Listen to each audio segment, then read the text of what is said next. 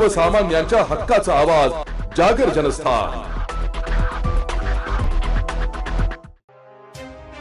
मराठा आरक्षणाबाबत राज्य शासनाने 2 सप्टेंबर रोजी काढलेल्या GRला धुळ्यातील सावता परिषदेने तीव्र विरोध दर्शविलाय।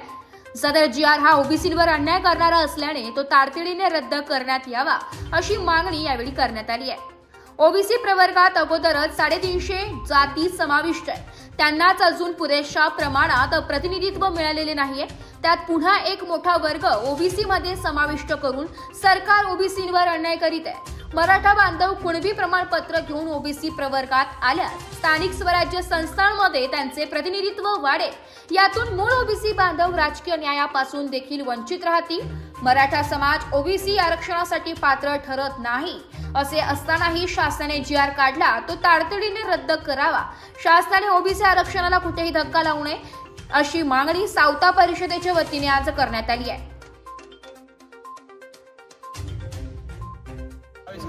सावता परिषद धुळे महानगर प्रमुख आज या धुळे कलेक्टर ऑफिस मध्ये माननीय सावता परिषदेचे सहसभाध्यक्ष कल्याण काका आखाडे, त्याचप्रमाणे जिल्हा अध्यक्ष युवराज दादा माळी ओबीसीच्या हक्कासाठी व जे शासनाने काढलेले GR आहेत ते रद्द करण्याच्या मागणीसाठी आज समस्त ओबीसी समाजाच्या वतीने आज या ठिकाणी आम्ही आज जमलेलो आहोत।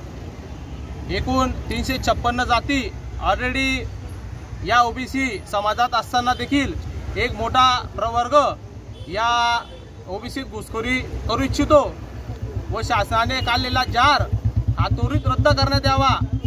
ऑलरेडी मागास मोठ्या प्रमाणात मागास असलेला समाज हा याची अजूनपर्यंत प्रगती झालेली नाही व प्रगतशील समाज या ठिकाणी घुसखोरी केली तर यात प्रत्येक ठिकाणी ओबीसी समाजाची हानी होणार आहे। राजकीय असेल, शैक्षणिक असेल किंवा जे आर्थिक निकषावर असलेले गोष्टी या सर्वात मागासच राहील, कारण की धनदांडगा समाज या ठिकाणी प्रवेश झाला ओबीसी मध्ये तर जे योजनेचा लाभ होणार आहे हा धनदांडगे असलेले लोकच याचा फायदा उचलून घेतील व जे मागास वर्ग आहे ते मागासच कायमस्वरूपी असणार आहे।